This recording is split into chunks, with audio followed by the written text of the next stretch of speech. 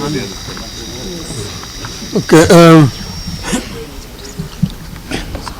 ladies and gentlemen of the press, this one is not about the ODM. This is about the doctor strike.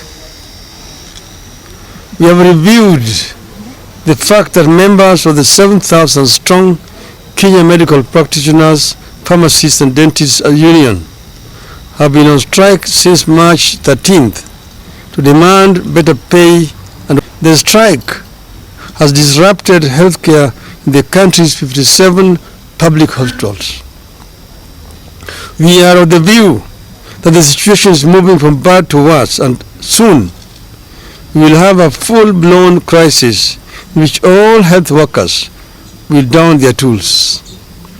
Already, clinical officers have joined. I therefore have a personal appeal to both the government and the doctors. After very wide consultations, I am convinced that the doctors and all other health workers currently on strike will be able to craft a return-to-work formula and resume duty if the government were to meet their demands halfway while negotiations continue. We therefore appeal to the government to address itself to the following three broad areas as a way of progress towards ending this strike. 1. Pay for medical interns. For the last 7 years, interns have been earning 206,000 shillings per month. These are actually the doctors running level 4 and many other public hospitals. There is no way an employer can reduce the salaries of employees midstream. That distorts everything in the life of the employee.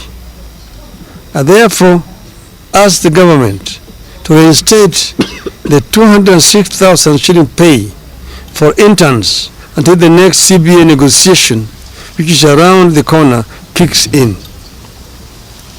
During that next round of negotiations, both parties will put their cases on the table for consideration.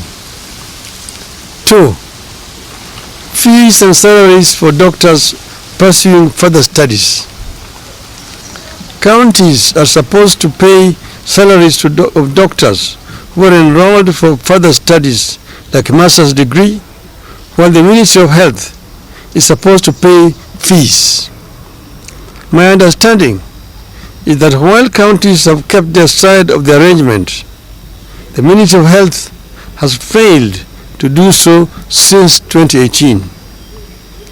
As a result, a number of doctors cannot complete their studies and graduate because of fees owed. And as they retake courses, counties have stopped their salaries because those doctors have overstayed in the college. I urge the Ministry of Health to immediately engage the doctors and their learning institutions with a view to clearing the fee balances and enable the doctors to complete their studies. The ministry must also engage counties to resolve the issue of pay for doctors who have overstayed in the college through mistakes not of their own making. The ministry should also work out a plan for paying stipends to doctors who forego county salaries and ministry fees and privately fund their higher education while offering services in public hospitals. Such hustles should be supported. 3. Address the problem of doctors on contract. I have been shocked to learn that some of our high-end hospitals are hiring doctors on as short as a month, 2-month or 3-month contracts. This is wrong. The ministry is failing to stand up for the doctors to prevent their exploitation and exposure to the unfair practices. This ministry must lay down the rules that ensure fair, respectful, and sustainable labor practices by both the public and private health providers.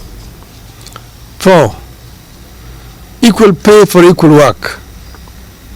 Doctors are complaining about a free-for-all system where some employers have the free hand to decide what to pay. The result has been a very unequal system where doctors hired to do the same job experience huge variation in salaries. The medical profession is too important to be managed so casually. The ministry must intervene for the doctors. 5. Procedural termination of services. I have terminated contracts of the doctors for one reason or another to reconsider their actions and engage the doctors. The counties that have done so or are in the process of doing so know themselves. I request them to reconsider their steps. I believe that the above actions, if taken in consultation with the union, will see us avert the crisis that is building up in the health sector and pave ways for less antagonistic engagement. This is a crisis that has serious ramifications. We want this crisis to be resolved. We have not spoken before, but we want the government to take notice that we cannot remain silent for a longer time when this is persisting. We ask them to act now, and if they don't, of course they know that the consequences will be very grave indeed. Thank you very much.